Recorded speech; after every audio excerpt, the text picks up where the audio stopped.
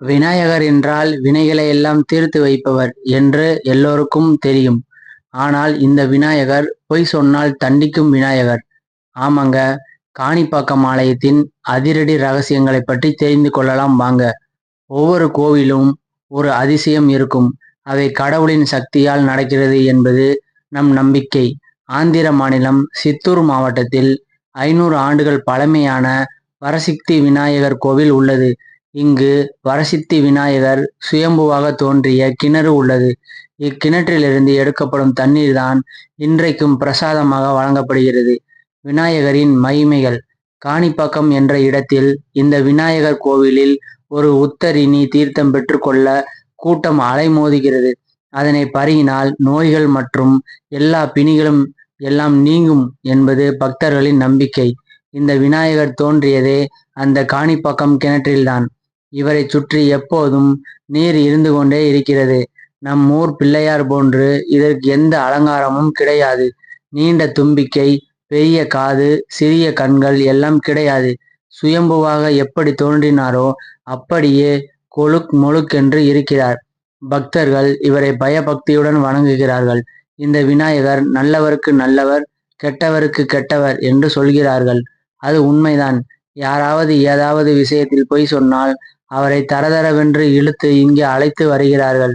விநாயகர் முன் சத்தியம் செய்ய சொல்கிறார்கள். காணிப்பாக்கம் விநாயகர் சாட்சியாக நான் சொல்வதெல்லாம் உண்மை, உண்மையை தவிர வேற எதுவும் இல்லை என்ற சத்திய பிராமணமாக இன்றும் ஆந்திர கிராம பஞ்சாயத்துகளில் ஏற்றுக்கொள்கிறார்கள். காரணம், இந்த விநாயகர் முன் யாராவது பொய் சொன்னால் 90 நாட்களுக்குள்ளேயே பொய் சொன்னவர் கடுமையாக தண்டிக்கப்படுவாராம். ஊனமுற்றவர்களுக்கு கூட இந்த விநாயகரை பிடிக்கும். காரணம், இவர் காட்சி தந்ததே ஊனமுற்ற 3 சகோதரர்களுக்குத்தான்.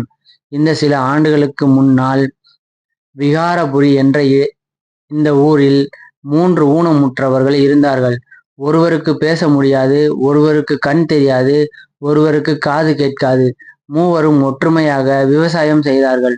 கோடை காலத்தில் அவர்கள் கிணறு வற்றியதால் ஆழப்படுத்த முனைந்தார்கள்.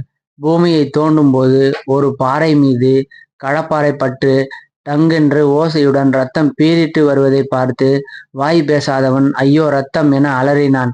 காது கேட்காதவனுக்கு இது கேட்டது. எட்டி பார்த்த கண் தெரியாதவனுக்கு கண்கள் நன்றாக தெரிந்தது.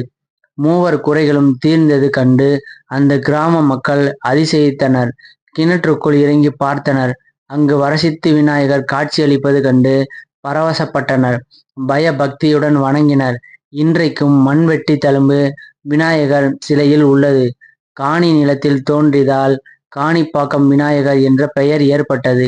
மிகவும் சிறியதாக இருந்த கோவிலை 11ஆம் நூற்றாண்டில் குலோத்துங்க சோழன் பெரிதாக கட்டி திருப்பணி செய்தார். இக்கோவில் அருகில் பாகுதா நதி காணப்படுகிறது. அந்த காலத்தில் அரசனுக்கு சொந்தமான மாந்தோட்டம் இங்கே இருந்தது. அதிலிருந்த கனிகளை விகிதா என்பவன் பறித்து சாப்பிட்டான். வெகுண்ட அரசன் அவன் இரு கைகளையும் வெட்டிவிட்டான். மன வருத்தம் அடைந்த விகிதா பாகுதா நதியில் நீராடி காணிப்பாக்கம் விநாயகரை நோக்கி பாகுதா என்றால் கை தா என்று வேண்டினான். அவனுக்கு கை கிடைத்தது. நதிக்கு பாகுதா என்ற பெயரும் ஏற்பட்டது. காணிப்பாக்கம் விநாயகர் அளவிட முடியாத கருணையுடன் இங்கு அருள் பாலிக்கிறார். நன்றி, வணக்கம்.